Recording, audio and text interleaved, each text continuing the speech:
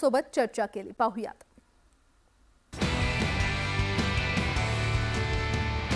लोकसभा निवडणुकीच्या धामधुमीत पंतप्रधान नरेंद्र मोदी यांनी नुकतेच देशातील 7 ऑनलाईन गेमर्सची भेट घेतली।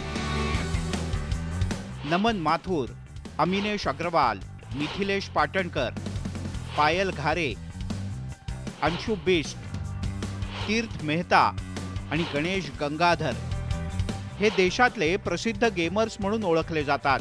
यूट्यूब आणि सोशल मीडियावर या गेमर्सचे लाखो फॉलोअर्स आहेत।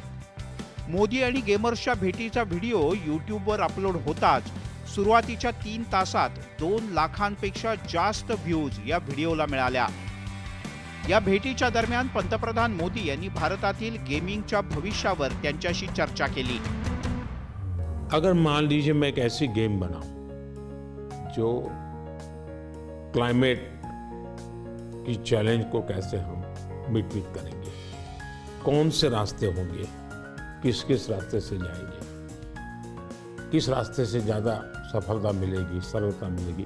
जैसे हम लोग स्वच्छता के विषय को लेकर के ही गेम बने और हर बच्चा खेले। भारत के जो वैल्यूज़ हैं वो नई पीढ़ी उसको जीना सीखे, उसका महत्व समझे और उसको बैकग्राउंड इन्फॉर्मेशन मिले। यावेळेला मोदींनी व्हीआरवर आधारित गेम, मोबाईल गेमिंग सोबतच पीसी आणि कन्सोल गेमवर सुद्धा हात आजमावला। खरं तर पंतप्रधान मोदींनी काही दिवसांपूर्वीच सोशल मीडियावरील काही निवडक इन्फ्लुएन्सरचा सत्कार केला होता। मोदींचं नेतृत्व हे सर्वसमावेशक नेतृत्व म्हणून पुढे आलंय। त्यांची चाय पे चर्चा असो किंवा मन की बात, ते दरवर्षी शाळकरी विद्यार्थ्यांशी परीक्षा पे चर्चा सुद्धा करतात।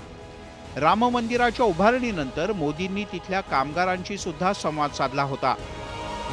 समाजातला प्रत्येक वर्ग आणि वयोगटातल्या व्यक्तीला कनेक्ट करण्याची हतोटी मोदींमध्ये आहे। Bureau report, news 18 Lokmat.